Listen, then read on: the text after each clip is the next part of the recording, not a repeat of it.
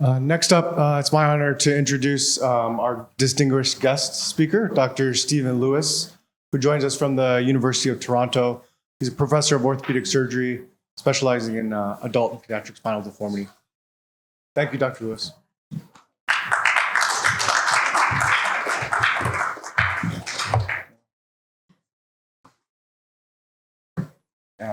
HDMI, sure.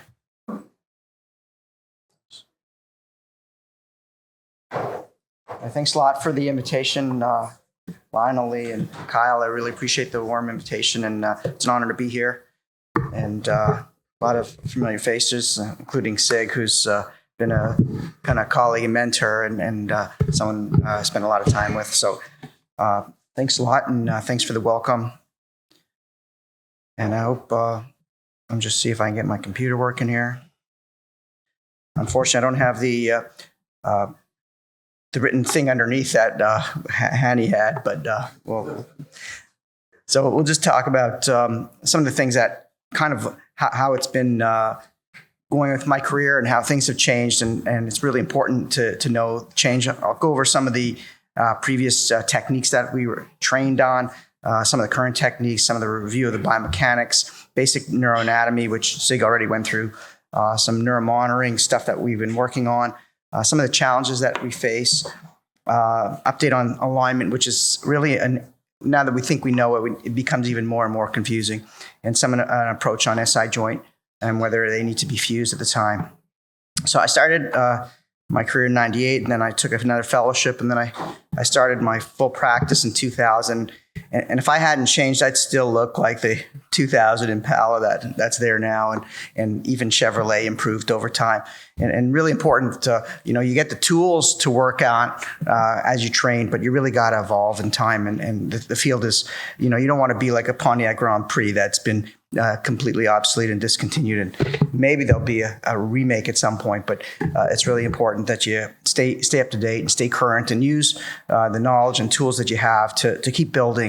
It's really it's a very humbling field, spine deformity surgery, and it's something that you have to always learn on and always evaluate. When you have something like baseball, a good hitter strikes out or gets out 70% of the time.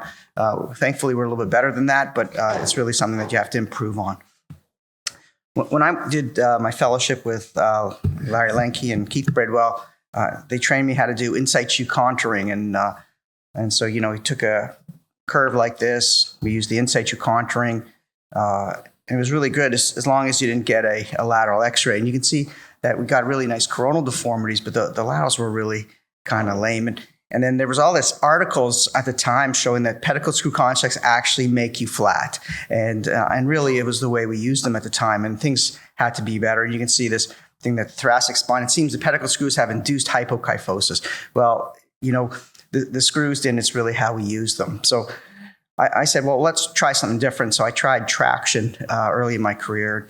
And this is kind of the torture chamber. We used to put pins in their legs, pins in their head, stretch them on the table. And quite impressive. You can see there's a big curve, and you can see about 50% corrected even before you start making your incision, which made it a lot easier to do your surgery. And maybe it's something that perhaps in some of the MIS techniques would be good. And then we put our rods in and still. But every time they sat on the toilet, they looked at their knees and they saw the 4 holes that we left for them. So we tried not to and try to move on from that. And then the next big shift was really understanding biomechanics. And I think this is the basics. We have a tray full of different rods, different diameters, and perhaps maybe it wasn't as clear why they're actually all there. And there's really important reasons. And it gives us a lot of tools as a surgeon to know what we need to do. And so you have to go back to the basics biomechanics and really understand and say, you have a rod, but what are the main features? So there's strength and there's stiffness, and those are the main things. So the stiffness is kind of like the elastic phase, how much it can absorb and then go back to its normal shape, as opposed to strength that it bends forever. So that's the kind of the plastic phase where the limit of the elastic is gone, and that's the yield point or the strength. And then we have the ultimate strength, which is how much it can encounter. And the most important is that, that the ultimate to the yield point is the part where we actually bend the rod. So, if you have a glass rod, you'd have no difference, just like the carbon one that they were talking about yesterday. It won't bend for you. So it's really important that you know that these properties of the metal. So when we take a rod, we look at the rod and we say, what are the features that make it stiff? Well, there's the material itself, whether you use cobalt or titanium alloy.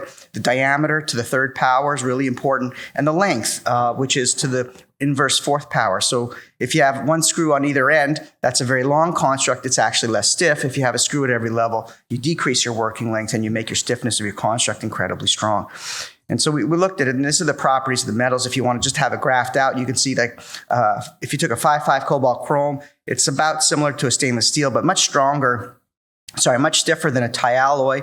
And then interestingly, a 4.5 cobalt chrome is almost the same as a 5.5 ti-alloy. And then obviously things drop off as you go into the softer metal. So the commercially pure titanium is a very weak metal, very less stiff, and so you can play with your metals, you can play with your diameters, and to do your length. And then the other thing is that not all cobalt chrome rods, for example, are the same, and the manufacturer can play with it so that they actually change the yield point or the strength of each metal.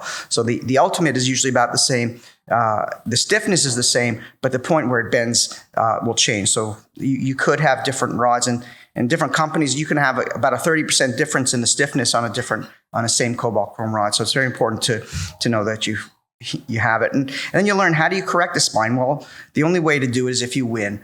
And you have to have your construct to be stiffer and stronger than the spine.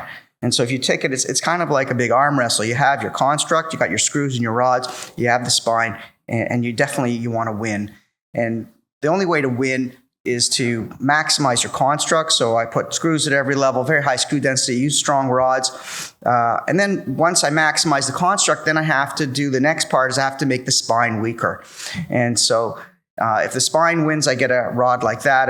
If I can beat it, then I get a nice correction. So what you do is add more anchors, use a larger rod, use a stiffer metal, use a stronger metal. That's all you can do on your construct side. On your releases, you can make a posterior column releases, the type 2 osteotomies. You can go with more aggressive osteotomies. You can do anterior release, you can use traction, but do whatever you can so at the end of the day, you'll be able to win the battle. And then the next thing that we move to is these tubes. The tubes really were a game changer on how to make corrections. Using a rocker at every level was really difficult. And so using the tubes, we're able to get nice sagittal alignment. We can get nice corrections and make things a lot simpler. And I'll show you and you can see using these releases, beating the spine, using my stiffer rod, and using the thing, I'm able to get corrections on no matter what now. So double curve, single curve, even really big curves. So just more releases so that the battle is won. And I'll just show you a quick video how I win the battle on these. So, start the video. So first thing I do is put all the screws in. I use fixed angle screws for most of my thoracic level deformities. We do the Smith-Peterson osteotomies. I try to just take out and separate the superior facet from the pedicle. So, and you can see the big difference, and do as many as I need. If I need 3, 4, 5, 6, 7, I'll do whatever I need to get the thing. Then I'll bend the rod probably a little bit extra than I need. You have to kind of figure out that there's a lot of resistance in the thing. And so I'll bend a 6.0 cobalt chrome, probably over contoured on the concave side so that I can get a little bit more sagittal plane. And then using the tube reducers, kind of reduce it in, get the rod in, hold the rotation. So I do the rotational maneuver first, and then kind of using that, we kind of bring each of the screws to the rod that's held in the properly rotated position to hold it in position. And then using that, we just level it down. And then once the rod is on, mix in some compression and distraction to get the final correction for what I want. And you can see that the compression distraction is really key in order to really maximize the correction for these. And then we put the other rod, which is more of a neutralization rod, but still compress and distract the second rod and make sure that at the end of the day, the spinal cord is still very happy with all this. And this is actually for this particular patient, you can see you can get a nice correction even with a stiff curve by winning the battle, understanding the biomechanics, and then using the thing.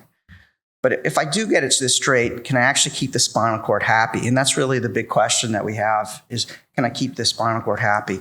And to do this, we kind of went back and looked at the basic neuroanatomy. And the neuroanatomy is pretty simple for an orthopod, maybe not for a neurosurgeon. They have a much deeper understanding. But we just know that there's 3 tracks. There's a dorsal columns, there's the corticospinal tract and the spinal tract. And we look at just these 3 tracks. And if you understand these 3 tracks, it probably gets you around the spinal cord for the anatomy. The dorsal columns are going to be your light touch and position French, and position and vibration, and that's in the back of the cord. And then in the front of the cord, the front 2/3, you have the motor cortex, the corticospinal tract, and the spinal tract, which would be the only contralateral tract that we have. There's the pain and the temperature. And then if you look at the distribution of the fibers, a lot that Sig went over yesterday, you can see that the cervical fibers for the anterior tracts is going to be medial. The lumbar fibers are going to be lateral. So those are the way you're going to get a central cord syndrome if you ever have, and your upper extremity is worse than your lower. Or in this case, if you're doing thoracic spine, your thoracic cord versus your lumbar region. And so what are the patterns? And if you look at it, we spend a lot of time going to Asia, A, B, C, D, but we don't actually look at the anatomy. And it's very important to understand that there's very well documented ways of damaging a spinal cord. There's the complete cord injuries that we know of. There's the central cord syndromes that we just briefly discussed. And both those will affect all 3 of the main tracks. The anterior cord syndrome is very special because it's a perfusion one. It's the only one where you're really creating a perfusion deficit in the cord. And so your dorsal columns will be preserved because it's really only your anterior spinal artery that's the problem. And so you're only going to lose the anterior 2/3. So you're looking at corticospinal and spinal tract. Similarly, if you pass a wire or put a kerosene in the back of the cord, you may get just a posterior cord, so your motor's all working. And then the Brown's card's a little more interesting, where you have, maybe you put a screw in the canal, or a herniated disc or something that knocks out just 1/2. And so, interestingly, you would get a contralateral spinothalamic and an ipsilateral corticospinal tract with an ipsilateral dorsal column. But if you look at them, when we do surgery, we really want to know, are we creating a perfusion problem or are we mechanically injuring the spinal cord? And those are really the 2 ways we're going to do it. And so if you look at it, really the only one that is true perfusion is going to be this anterior cord syndrome. And so we have to realize when we're creating this anterior cord syndrome, because that's your progressive neurologic deficit. That's your big emergency. The other ones, you're going to have to look at it a different way. And because if there's a traumatic event, hopefully you didn't hit it too hard. And if there's ongoing compression, you have to relieve it. So if we look at the neuromonitoring modalities and go back to our 3 tracks, well, the SSEP is only going to check your dorsal columns. And the MEP is actually only going to check your corticospinal tract. And the interesting is the spinothalamic tract is not directly measured, but it's indirectly through the MEP. Because if you're going to damage your corticospinal tract, you're going to have to damage your spinothalamic tract. And so that's a very interesting distinction. And then we have these other ways where we talk about, like we talked about yesterday, some direct cord stimulators, direct nerve stimulators, free run EMG as different ones to check nerve roots. But your motor evoked potential is really your workhorse because it's the one that's going to help you differentiate your perfusion from non-perfusion.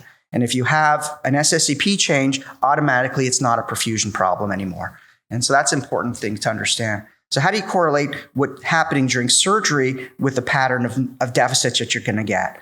And so we kind of look at it like this. So if I have a complete cord injury, I'm going to probably, or a central cord, I'm going to be losing MEP and SSEP. I'm going to lose them both. Okay, knowing that the spinothalamic tract is going to be checked only by my MEP. If I have an anterior cord syndrome now, I'm not going to lose my SSEP. I'm only going to be losing my MEPs because it's a perfusion problem. And so if you lock out the anterior cord, you're going to be losing your MEP. Your SSEP is going to be preserved. And so that's important because this is a different injury. This is a perfusion problem. So too much stretch on the cord, too much correction, too much anemia, too much correction with anemia. Okay, those are usually the big things that we see. And it's very different than the cervical literature because the cervical literature, blood loss usually isn't a big problem, whereas deformity surgery, blood loss is a bigger problem, and anemia starts to play into things a little bit more different. And then the posterior cord syndrome, you're only going to lose your SSEP, your MEP is going to be fine. And then your Brown's card, you definitely use your MEP on the one side, but it's not both sides. So if it's not both sides, it's not a perfusion problem. Always be thinking on a unilateral deficit that you have a mechanical cause. And your SSEP is only going to be unilateral because the spinothalamic tract is not directly monitored. And so we look at it, break it down into 3. I have a decrease. And so I know people put all these checklists and things like that, but it's important for you to realize, did you just smash the cord? Is there a mechanical injury, or is it an ischemic injury, or is it something different like technical positioning, anesthesia? And so if you break it down like that, it's much easier to deal with. And a steroid problem for an ischemic injury is probably not going to be your number one thing. So if you have a bilateral MEP, you're thinking anterior cord, you're going to be, let's say, taking out your rod, let the spinal cord thing, give it some blood, and check that way. If you have a central cord, let's say you just close the 3-column osteotomy, you're worried you pinch the spinal cord out. Well, now you have to open it and do things a different way. So the way you're going to approach it is really going to be looking at it. And then if you have a direct trauma, you have to look at, there's 2 types. Do I have ongoing compression or do I not? So if you put a screw in the cord and you took it out, well, hopefully you didn't hit it hard enough. Okay. But you're not going to find anything because there's no ongoing compression. That's all you can do. Okay. The worst is when you do have ongoing compression and you try to figure out, maybe I have a piece of bone. We had that case last week where the screw windshield wipered into the spine on the correction. So those would be ongoing compression. And so if you have ongoing compression, get rid of the compression. If you don't have it, if you know it's from the screw, you took out the screw, well, hopefully you're going to have a recovery. But otherwise, you have to make sure. So those are the things. You have a direct trauma, separate whether it's going to be ongoing or not ongoing compression. And so we look at direct trauma as unilateral or bilateral. As soon as you throw in an SAP, it's not a perfusion problem anymore. So that's a really important distinction for you. And usually, hopefully you have an event that you did that caused the trauma. And then the perfusion one is going to be bilateral MEP only. It's very common after your rod insertion. If you use traction, low blood pressure, hemoglobin, too much anesthesia, those are things that may give you perfusion deficits. And the way you deal with it is going to be a little bit different. So hopefully, if you do have a perfusion problem, there's way too much talk about blood pressure. Blood pressure is one component of perfusion. We look at blood pressure, we look at hemoglobin, and in our case, we look at correction. And if you hold someone's head, it's like the difference between angina and anterior cord syndrome is like an angina attack to the spinal cord. If you keep it going for too long, you may infarct. You have to pick it up. So it's like holding someone's head underwater. You have to know when you can let it up. And then as long as you let it up in time, you're going to have a nice result. And these are very reversible, very profound changes that you have. Usually, in my hands, they were usually after putting the rods in. And so your goal is to make sure once you have the perfusion, I usually give them some blood, and then try my correction again. And generally, I would say 9 times out of 10, it works perfectly.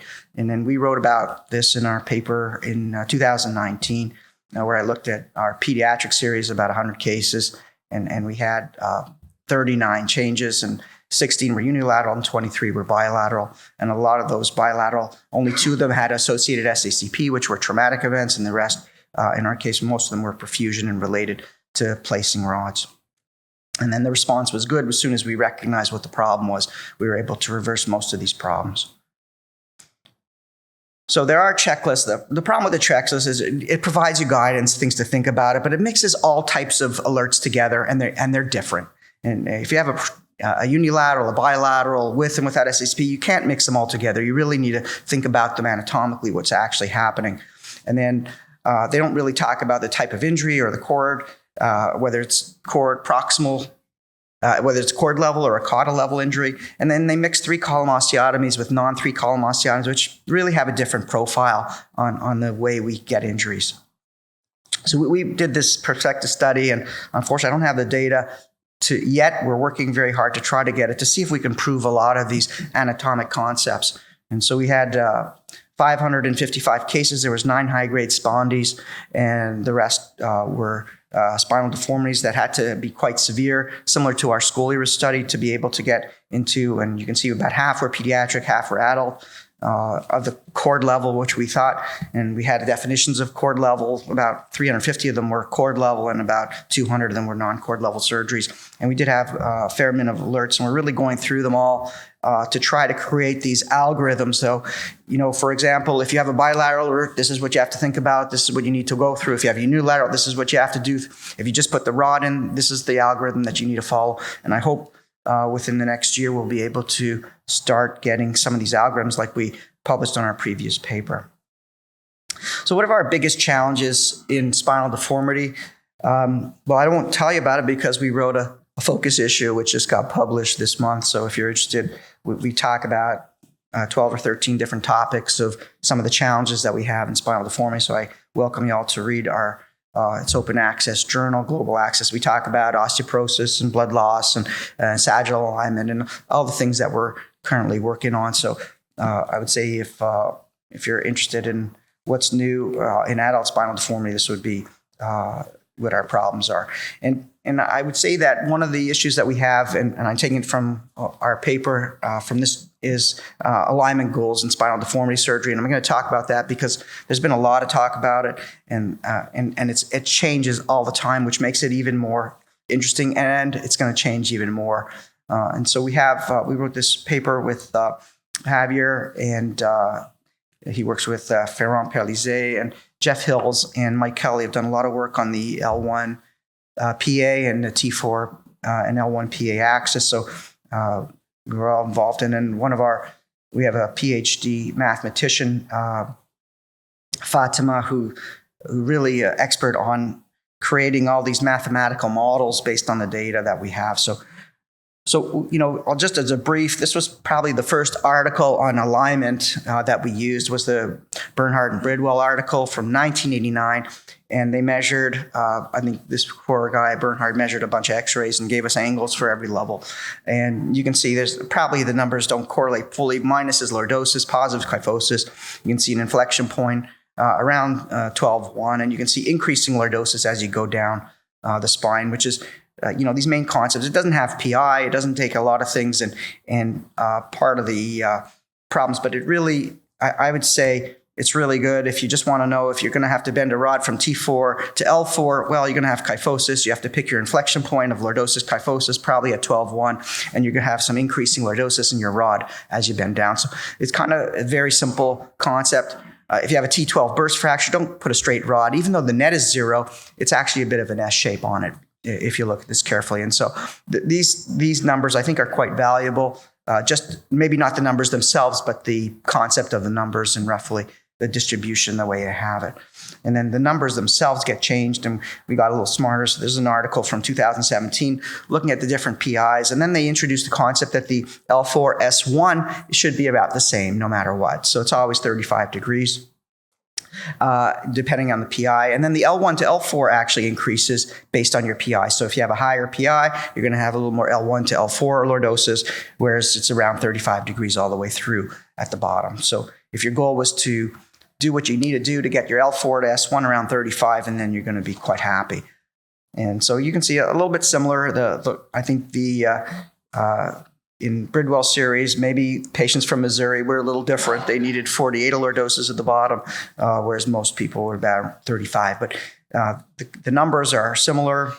If you want to just close your eyes and say 1, 5, 10, 15, 20, you're going to be pretty close in most of your ways if you're doing it. So the biggest new change for alignment has been this multi-ethnic alignment normative study, where they took 320 patients who volunteered who had no known spine problems and went into an EOS machine.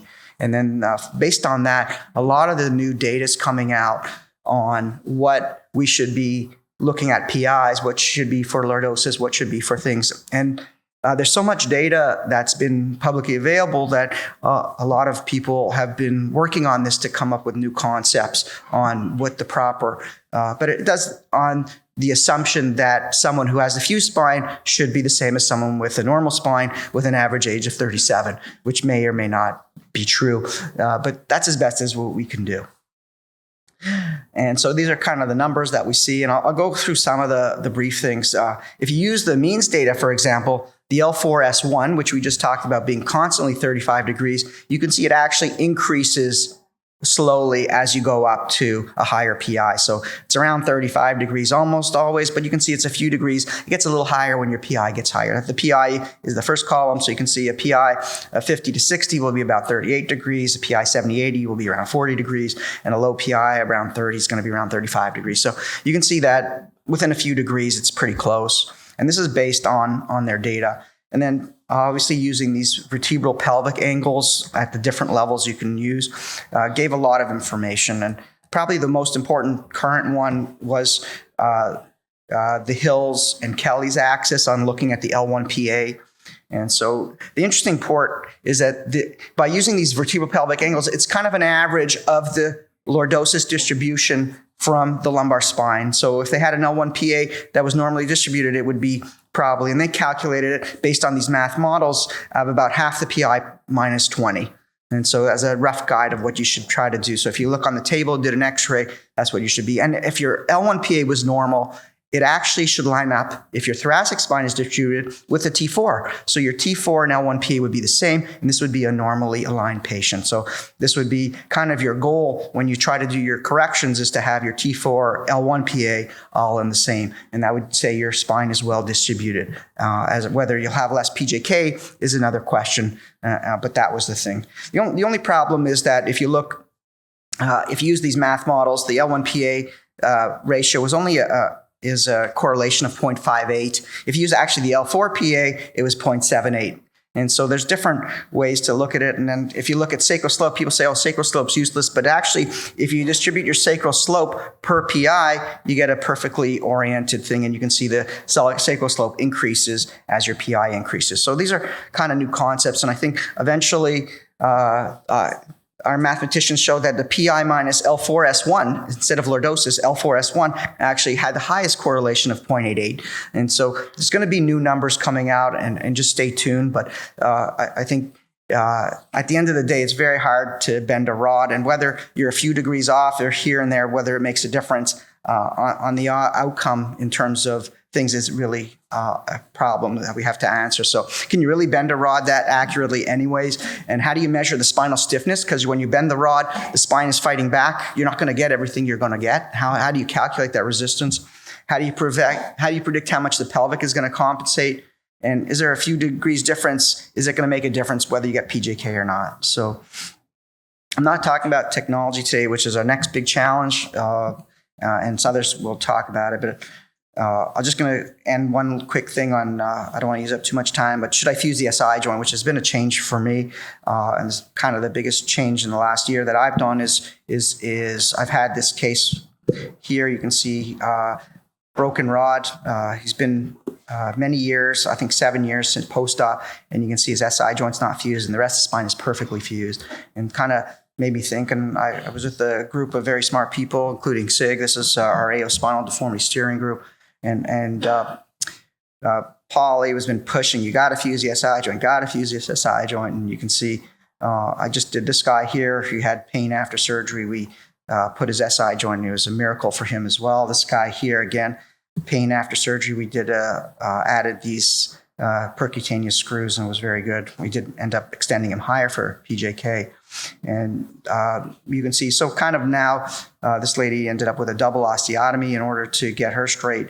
And for me now, the SI joint, I mean, there's really a few ways to fuse it. You can fuse the joint itself. You can do a sacroiliac fixation. You can do iliosacral fixation. And the iliosacral fixation you can do either from lateral or posterolateral. I usually... now I've been going intra-articular and perhaps an S2AI as my conventional. There are screws that actually fuse the SI joint with the screw itself. And then I think you just have to be careful when you dissect laterally. You can see there's the superior gluteal neurovascular bundle. So I try not to go too far down there, and I'll stay pretty high. So for me, the posterolateral technique is the best. And you can see the superior gluteal nerve coming across.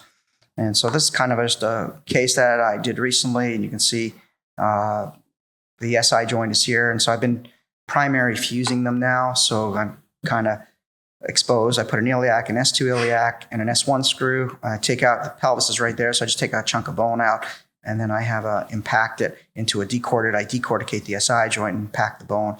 And you can see the SI joint filled with this structural bone graft. And hopefully that'll make a difference for decreasing my amount of SI joint pain in my patients, and perhaps getting the whole construct fused. This is the post-op construct using a dual rod construct, a lot more than we saw with Praveen. So it's a constantly evolving field. Complication rates are high, lots of room for improvement. Alignment, junctional failure, pseudoarthrosis, osteoporosis are issues that we're probably not going to solve very quickly. Technology is going to have a huge impact on how we do, and really important that you keep up with the time. So thank you very much.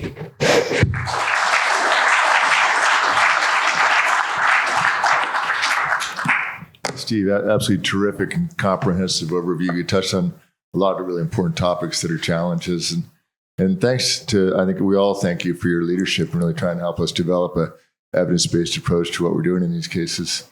And one of the challenges that I face is when we're looking strictly at alignment parameters is sometimes, first of all, I think we're over-subscribing to alignment, meaning needing to get this perfect when the problem is radiculopathy, and that's a little bit of a different issue. But the issue, I think we're noticing increasingly at our Monday, we go through cases every Monday, is when we stop at the thoracolumbar junction, thinking about the T4L1PA, almost always T4s can be forwards. So it's sort of forcing me in my preoperative planning to think more about going I really stop at T4, going to T3, going above T4. Yeah. And the trouble is, I don't think that that's correlating with the outcome. So our group, as well as the ISHG, have shown very clearly people do better when you stop at the thoracolumbar junction than T3. People, when you go up to T3, there's not great functional improvement. Yeah. So that mismatch I'm having troubles with is that almost always, in my preoperative plan, stop at the thoracolumbar junction, there's just too much residual kyphosis, and T4's almost always forwards. But what I don't want to do is create an algorithm by which we're forcing everybody to routinely go to T3, because that's going to absolutely be catastrophic. I think it's a very good point. And I think, you use a lot of other criteria that the structural criteria in thoracic spine and other things. The main problem with all the outcome measures from the ISSG is that they're all based on patient-reported outcomes and not mechanical failures. And so all their studies are their ODIs. And so if you look, PI minus LL equals 10 was based on their ODI. Well, there's so many other factors that go into a good result.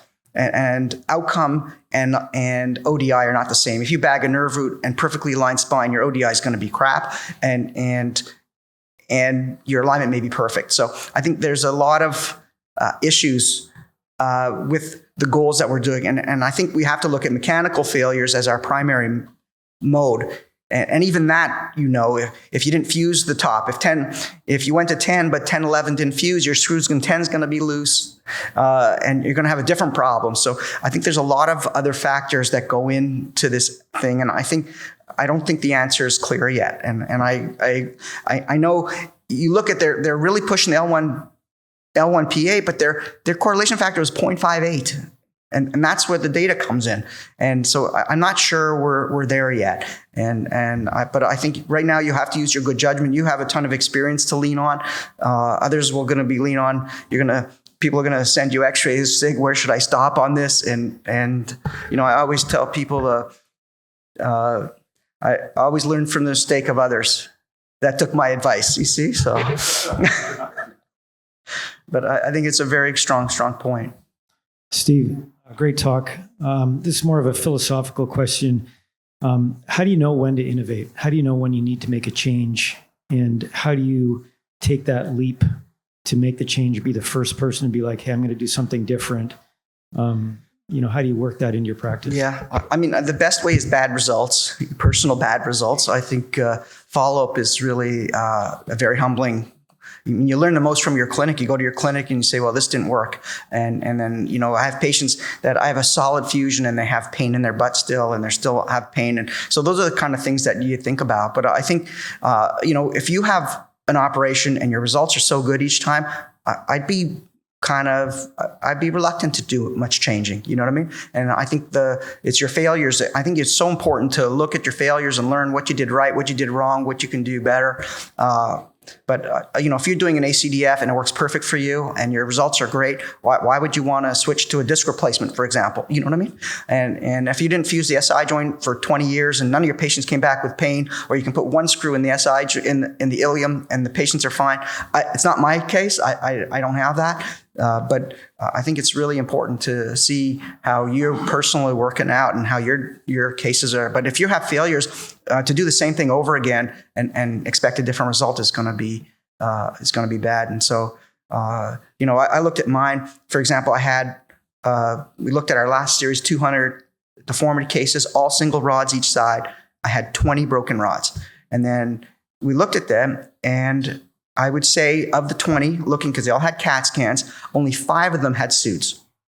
And 15 of them were actually fusion mash fractures. They were upper lumbar. They had big discs that weren't fused, or they had, for example, I skipped a level because the L1 pedicle was too small, for example, so I didn't put a screw in it, and so there was a gap, so the stiffness on that area, that rod broke, and there was no interbody. It was a pretty big disc space, and I would say the majority of them, and you can see instead of a suit at the level of the thing, I see a transverse fracture right through the fusion mass. And so that's a different, you know what I mean? And so then I said, well, you know what?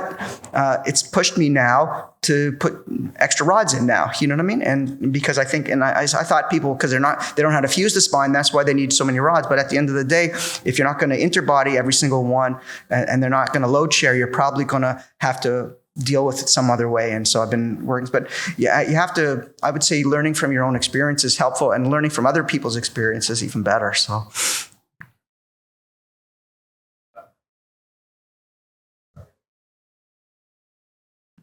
I thought that was a great talk. I really enjoyed the neuromonitoring part of that talk, actually, and the way that you think about the spinal cord.